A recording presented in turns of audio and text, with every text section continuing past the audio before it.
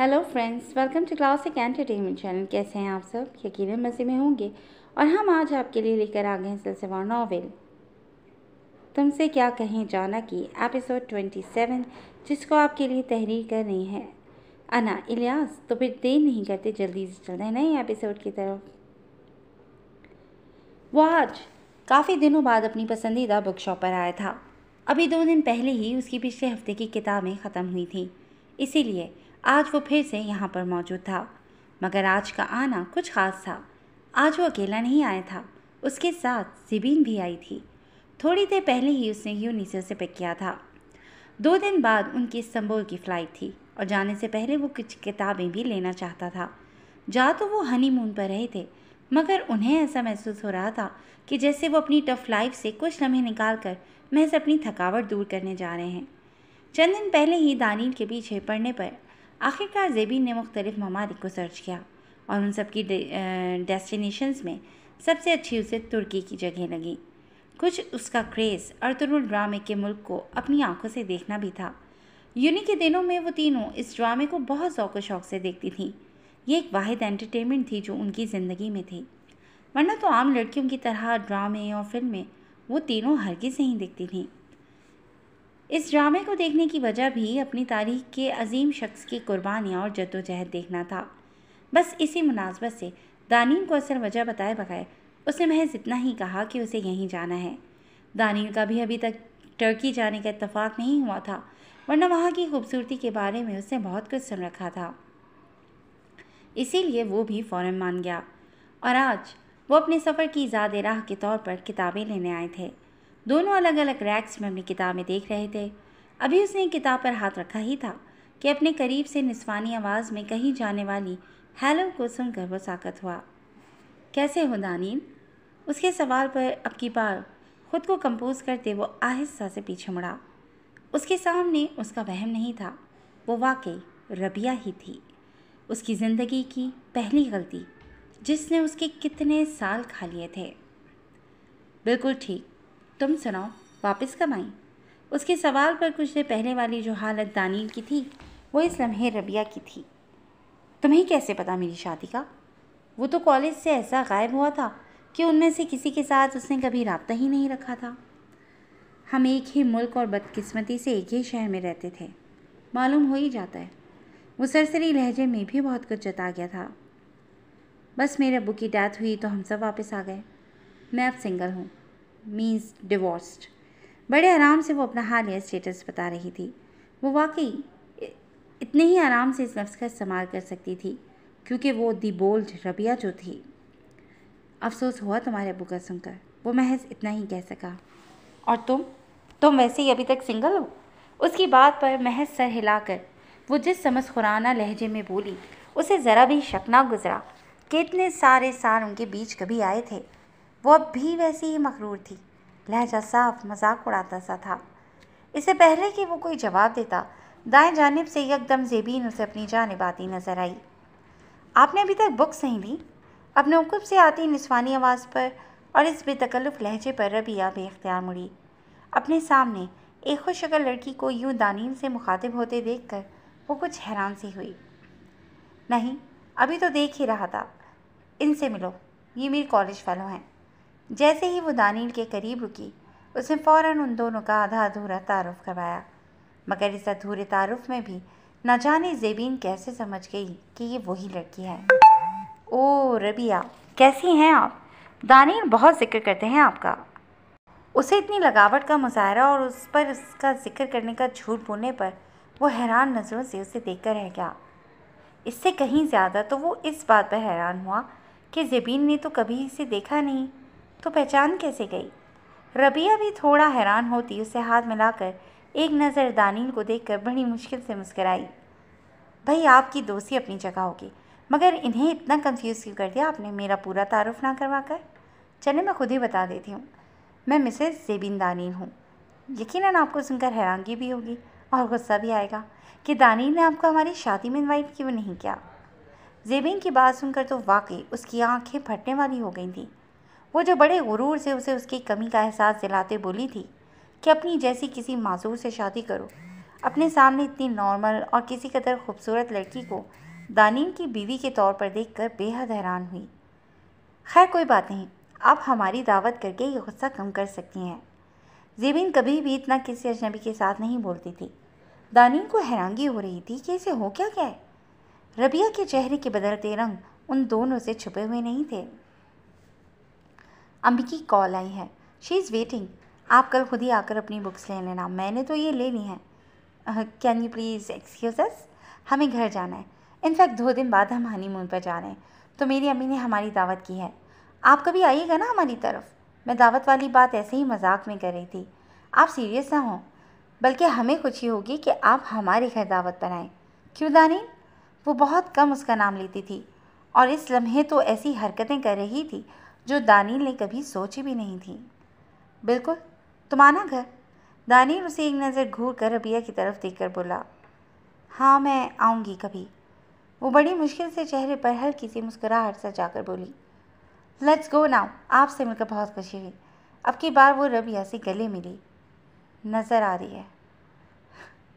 دانیل اس کے ساتھ آگے بڑھتے ہوئے ہولے سے زیبین کے کان میں گنگنایا، ہاتھ اٹھا کر ربیہ کو خداحافظ کیا، جو آنکھوں میں ایک عجیب سی حسرت لیے ان دونوں کو دیکھ رہی تھی۔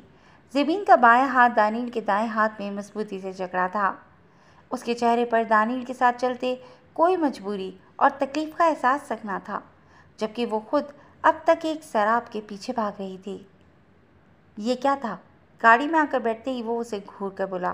وہ جانتا تھا کہ زیبین کی ایسی عادت نہیں تھی، اس نے ایسا کیوں کیا تھا؟ کیا تھا؟ ڈرائیور گاڑی چلا رہا تھا جبکہ وہ دونوں پیچھے بیٹھے ایک دوسرے کو دیکھ رہے تھے۔ ایک کی نظروں میں ایک عجیب سی شرارت تھی، اطمینان تھا، اور دوسرے کی آنکھوں میں بے یقینی تھی، حیرانگی تھی۔ تم نے اسے پہچان کیسے؟ وہ اب تک حیران تھا۔ جس لمحے میں نے اسے آپ کے پاس کھڑے دیکھا تھا، اس وقت اس کے چہرے پر غرور اور آپ کے چہرے پر کوئی بھولا بسرا ناخوشگوار منظر پھر سے دیکھ لینے والی حیثیت تھی۔ بس مجھے سمجھ آ گئی کہ آپ جیسے مضبوط شخص کو تکلیف سے دوچار کرنے والی وہ ایک ہی شخصیت اس دنیا میں ہو سکتی ہے۔ اس کے اتنا باریک بینی سے جائزہ لینے پر وہ حیران نہ ہوتا تو کیا ہوتا؟ I can't believe this. اور اسے دعوت دینا؟ وہ سر نفی میں ہلا تو پھر سے اسے دیکھ کر بولا، ہاں تو ضروری تھوڑی ہے کہ کچھ بری یادوں کو بری یاد ہی بنا کر رکھا جائے۔ آپ اب تک اس مقام سے شاید موو آن نہیں کیے۔ موو آن کرنے کے لیے اپنی شکست، اپنی تکلیف اور اپنی ہار کو ایک بار تو پوری جرأت سے فیس کرنا پڑتا ہے، تاکہ دوبارہ وہ تکلیف سے دوچار نہ کرے، تاکہ دوبارہ وہ ایسی یاد نہ بنے جسے مڑ کر دیکھنے کی چاہت دل میں کبھی آئے۔ So let's move on. اس کی حیران آنکھوں میں ہولے سے مسکرا کر دیکھتے، اپنی روشن آنکھیں ڈالتے اس کے زانوں پر دھرے ہاتھ پر ہاتھ رکھے، جیسے اسے اپنے ہونے کا، اپنے ساتھ کا یقین دلا رہی تھی وہ۔ دانیل نے ہزاروں دفعہ اس لمحے شکر ادا کیا کہ اللہ نے اس کے لیے بہترین ساتھی چنا تھا۔ میں بہت خوش ہوں تمہارے لیے۔ آج رات ان کی کرت اور فاہم کے گھر دعوت تھی۔ وہ دونوں اس وقت چائے کے مگ لے کر لان میں لکڑی کی بینچ پر بیٹھیں، رات کی تاریکی اور ہلکی سی ارد گرد موجود خنکی کو محسوس کرتے یونی کے دنوں کی باتیں یاد کر رہی تھیں۔ فاہم اور دانیل اندر اپنی باتیں چھیڑ کر بیٹھے تھے۔ ان دونوں کو بھی چائے دے کر وہ باہر آ گئی تھیں۔ ابھی یہی کہتی ہے، ارے یار تم لوگوں کو یقین نہیں تھا کیا کہ میں کبھی شادی کروں گی؟ اس کی بات پر نفی میں سر ہلاتے وہ تعجب سے اس سے پوچھ رہی تھی۔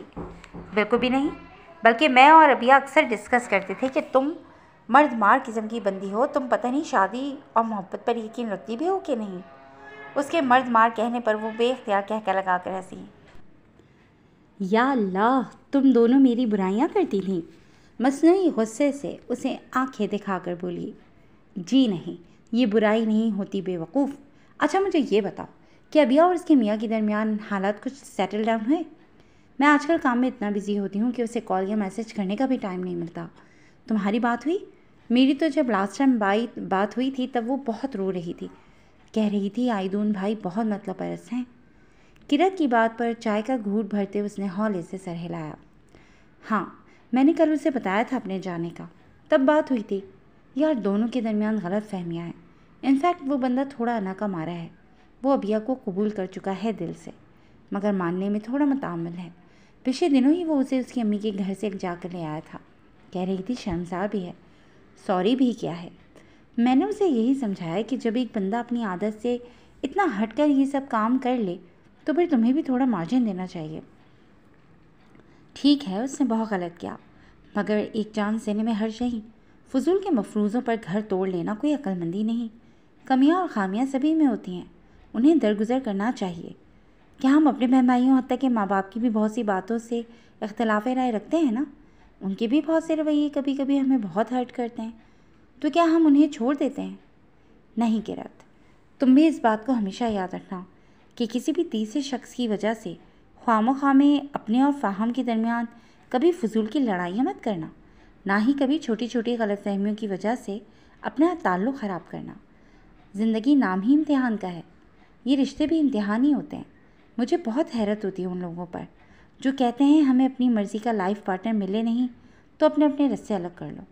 تھوڑا سا مارجن دینا چاہیے۔ ہاں، اگر رشتہ ٹاکسک ہو جائے، ابیسو ہو جائے، تب اسے برقرار رکھنا عقل مندی نہیں، لیکن اگر مارجن نکل سکتا ہے تو نکال لینا چاہیے۔ کرت حیران تھی کہ انہی کی عمر کا ہو کر بھی وہ چیزوں کو کتنی گہرائی سے سوچتی تھی۔ ایسی سوچ کے لیے عمر کا زیادہ کم ہونا ضروری نہیں ہوتا، حالات انسان کو بہت کچھ سمجھا دیتے ہیں۔ اللہ کرے اس کی لائف سیٹل ہو جائے۔ ایک بات پوچھوں، تم کسی ربیہ نامی لڑکی کو جانتی ہو جو دانیل بھائی اور فاہم کی کبھی کالج فرینڈ رہ چکے ہو؟ بہت دنوں سے چلنے والا سوال آج وہ اس سے پوچھ بیٹھی تھی۔ زبین نے اس سوال پر اسے چونک کر دیکھا۔ تم کیوں پوچھ رہی ہو؟ زبین تو جانتی تھی کہ وہ فاہم کو پسند کرتی تھی، مگر کرت انجان تھی اور اس بات سے زبین ناواقف تھی۔ اس کے ابو کی ڈیتھ ہو گئی ہے نا، چند دن پہلے۔ وہ باہر سے آئے ہیں، وہیں موو کر گئے تھے۔ وہ تفصیل سے بتانے لگی کہ شاید زبین اسے نہ جانتی ہو۔ ہاں، میں تو بہت اچھی طرح جانتی ہوں اس کے بارے میں۔ دانیل کو ڈچ کرنے والی وہی تو تھی۔ اس کی بات پر کرت نے سر ہلایا۔ ہاں، مجھے فاہم نے بتایا تھا، اس نے بھی تائید کی۔ بس اتنا ہی بتایا تھا فاہم نے تمہیں؟ زبین کو شک گزرا تھا کہ کرت شاید انجان ہے کہ ربیہ کس سے پسند کرتی تھی۔ ہاں، یہی کہ اس نے کسی اور لڑکے کے لیے انہیں ڈچ کیا تھا۔ کیوں، کیا کچھ اور بھی بات ہے؟ زبین کے سوال پر وہ تھوڑا چونکی۔ نہیں، بس مجھے بھی یہی پتہ ہے۔ زبین فوراً بات پلٹا گئی، مگر کرت کو اس کا لہجہ صاف کچھ چھپاتا ہوا لگا۔ زبین نے ساتھ ہی اس کی بہنوں کا ذکر چھیڑ کر ٹاپک ہی چینج کر دیا، مگر وہ ذرا سا ابہام کرت کے دل میں رہ گیا۔ جی، میں اور زوفشاں ریڈی ہیں، آپ آ جائیں۔ زوفشاں اسی کے سیلون سے تیار ہو رہی تھی اور آج زوفشاں کا نکاح تھا۔ وہ خود بھی اپنے ہی سیلون پر تیار ہو رہی تھی۔ زوفشاں کی جس لمحے ہیئر اور دوپٹہ سیٹنگ اس نے ورکر سے کروائی، اسی دوران وہ خود تیار ہو گئی تھی۔ لائٹ پسٹیشیو اور ڈارک میرون کمبینیشن کی میکسی پہنے، لائٹ سے میک اپ میں ماتھے پر چھوٹی سی بندیاں لگائے اور اسی کے ساتھ کا ہلکا سا زیور پہنے، دوپٹے کو دونوں بازوں پر پیچھے سے لے کر آگے ڈالے ہوئے، بالوں کو ہلکے سے کرلز کے ساتھ خوبصورت سے ہاف بند میں باندھے، وہ اس لمحے عام دنوں سے ہٹ کر بے حد خوبصورت لگ رہی تھی۔ آئیدون کو فون کر کے پک کرنے کا کہتے وہ زوفشاں کی جانب متوجہ ہوئی، جو ڈارک پرپل، لائٹ پنک اور وائٹ کلرز کمبینیشن کی خوبصورت سی میکسی میں دلہنوں کی طرح خوبصورتی سے تیار اس لمحے بے حد پیاری لگ رہی تھی۔ بھابھی، زیادہ دلہن تو نہیں لگ رہی میں؟ حالانکہ ابیا نے اس کا میک اپ لائٹ پنک کی ٹون نہیں کیا تھا، مگر اسے پھر بھی لگ رہا تھا کہ وہ بہت زیادہ تیار نہ ہو گئی ہو۔ نہیں میری جان، آپ بہت پیاری لگ رہے ہیں۔ محبت سے اس کے ماتھے پر پیار کرتے وہ دل سے اس کی تعریف کر رہی تھی۔ بے شک آئیدون کے ساتھ اس کا رویہ بھی لیا دیا سا تھا، مگر مریم اور زوفشاں کے ساتھ وہ دل سے محبت کرتی تھی، اور باقی سب کا بھی یہی حال تھا، سبھی اسے بہت چاہتے تھے۔ میم، سر آ گئے ہیں۔ کچھ ہی دیر میں اس کی ایک ورکر اندر آ کر بولی۔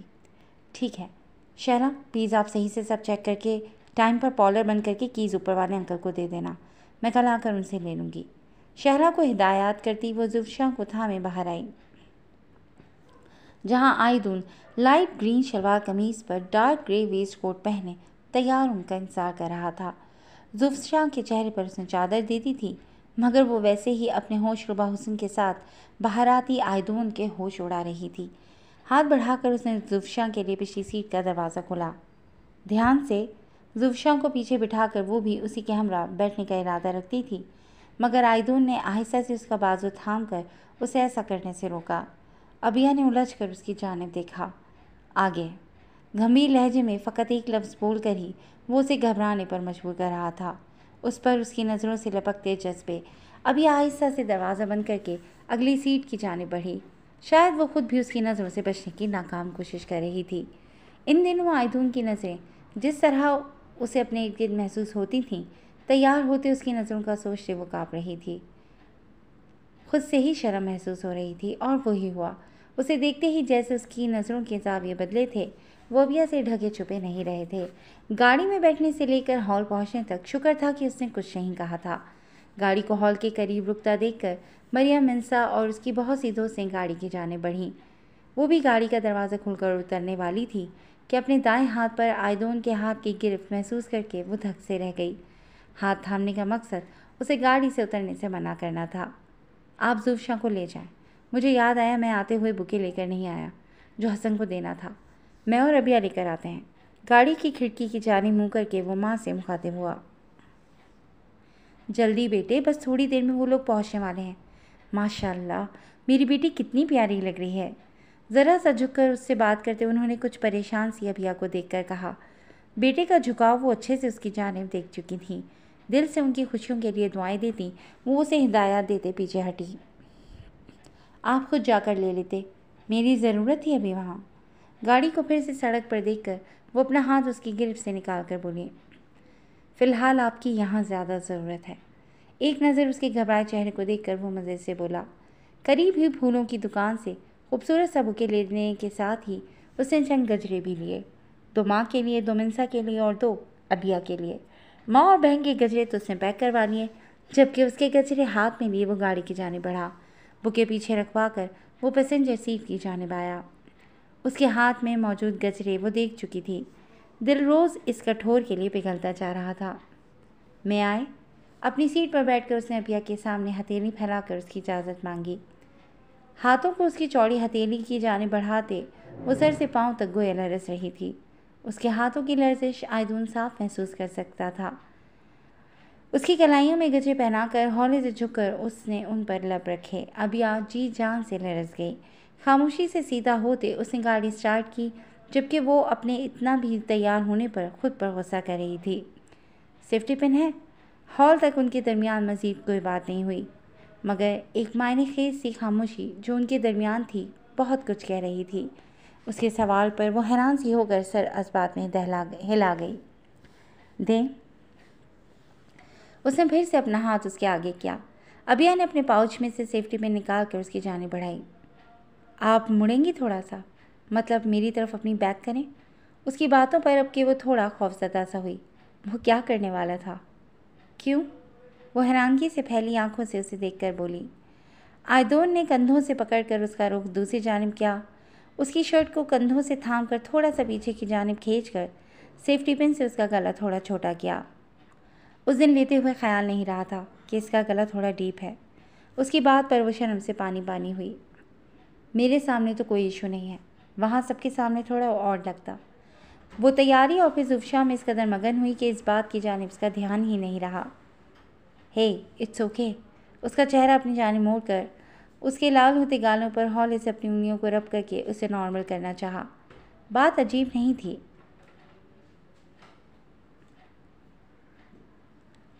وہ میاں بیوی تھے، ایک دوسرے کا لباس، مگر ابھی ان میں ایسا کوئی تعلق نہیں بنتا تھا۔ یہی بات اسے خفت زدہ کر رہی تھی۔ ممی اور منسا آپا کے گجرے لینے، میں گاڑی ادھر پارک کر کے آتا ہوں۔ اس کی جانب گجروں کا پیکٹ بڑھاتا وہ اس کا دھیان بٹانے لگا، مگر وہ پھر سارے فنکشن میں اس سے چھپنے کی ناکام کوشش کرتی رہی۔ ابھی تھوڑی دیر پہلے ہی وہ چینج کر کے اور منہ ہاتھ دھو کر نکلی تھی کہ وہ اسے کمرے میں آتا دکھائی دیا۔ منسا آپا چلی گئی ہیں؟ وہ جس وقت کمرے میں آئی، منسا جانے کے لیے پر تول رہی تھی۔ ہاں، اس کی ساس کی طبیعت کچھ ٹھیک نہیں تھی، اس لیے وہ رکی نہیں۔ تھکا تھکا سا وہ صوفے پر بیٹھ کر پچھ سے سر ٹکاتے آنکھیں موند گیا۔ چائے لا دوں آپ کے لیے؟ وہ جانتی تھی سب کاموں کو صحیح سے انجام دینے کے چکر میں اس نے کھانا بھی صحیح سے نہیں کھایا تھا۔ اس کے پوچھنے پر وہ نفی میں سر ہلا گیا۔ آنکھیں اب بھی بند تھیں۔ اس کے پوچھنے پر وہ نفی میں سر ہلا گیا۔ آنکھیں اب بھی بند تھیں۔ کیا بات ہے، سر میں درد ہے؟ وہ ایسے کبھی کرتا نہیں تھا، اسی لیے وہ تھوڑا پریشان سی ہوتی اس کے قریب ہی صوفے پر بیٹھ کر اس کے بازو پر ہولے سے ہاتھ رکھ گئی۔ نہیں، دل میں درد ہو رہا ہے۔ اس کی بات پر اب کی بار ابیا کے ہاتھ پاؤں پھول گئے۔ کیا ہوا ہے؟ ممی کو بلاؤں؟ نہیں تو ڈاکٹر کے چلیں؟ اس کی گھبرائی آواز پر ہولے سے مسکراتے اب کی بار اس نے سر اس کی جانب کر کے ہولے سے آنکھیں کھول کر اس کے گھبرائے ہوئے چہرے کو دیکھا۔ یہ درد ڈاکٹر سے دور نہیں ہوگا۔ اسے مسکراتے دیکھ کر اس کی گویا جان میں جان آئی۔ اف، ڈرا دیا آپ نے مجھے۔ اسے نارمل دیکھ کر وہ آنکھوں میں ہلکی سی خفگی لیے اسے دیکھ کر بولی، اور جو آپ نے مجھے ستایا ہوا ہے اس کا کیا؟ میں اتنا سا ڈرا بھی نہیں سکتا۔ دونوں بازو اس کے گرد پھیلاتے وہ اسے اپنے ساتھ لگا گیا۔ ابیا اسی لمحے سے تو اتنے دنوں سے بھاگ رہی تھی۔ میں نے کب تنگ کیا ہے آپ کو؟ اس کی آواز خود بخود مدھم ہو گئی۔ دل کی دھڑکنوں نے جو شور برپا کر دیا تھا۔ یہی تو کہہ رہا ہوں، کیوں تنگ نہیں کر رہی مجھے؟ Can I make you mine? اس کی اجازت پر ابیا کے دل کی دنیا تہ و بالا ہوئی۔ اس کے اپنے گرد موجود بازوں پر اس کے ہاتھ کی مضبوط ہوتی گرفت آئیدون کو اچھے سے اس کی گھبراہٹ کا بتا رہی تھی۔ اگر کبھی آپ نے ان لمحوں کو غلطی کہا۔ لڑکھڑاتے نم لہجے میں اس کے منہ سے نکلنے والے جملے پر وہ جھٹکے سے سیدھا ہوتا اس کا چہرہ اپنے سامنے کر گیا، جہاں آج بھی اس کے رویے کی حیثیت موجود تھی۔ ابیا، ہاؤ کین یو سی دس یار؟ اس کے گرد سے بازو ہٹاتے اس کا چہرہ دونوں ہاتھوں میں تھامتے اس کے لہجے میں افسوس تھا۔ اگر آپ کو تسلی آئی لو یو کہنے سے ہوتی ہے تو یس، آئی لو یو مائی ڈیئر۔ اس کا اقرار نہ جانے کیوں ابیا کو سکون بخش گیا۔ کبھی ہمارے رشتے میں دوبارہ وہ سب نہیں آئے گا۔ وہ اس سے یقین مانگ رہی تھی اور وہ اسے ہر یقین سونپ رہا تھا۔ Never ever. اس کا بھاری ہوتا لہجہ اس کے حواسوں پر چھا رہا تھا۔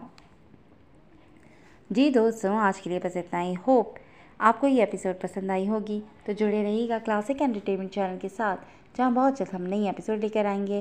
اور اگر آپ ہمارے چینل پر نئے ہیں تو ہمارے چینل کو لائک کر سبسکرائب کرنا ہرگز مت بھولیے گا، تاکہ آپ کوئی بھی ایپیسوڈ مس نہ کر سکیں۔ نیکسٹ ایپیسوڈ تک کے لیے بائے۔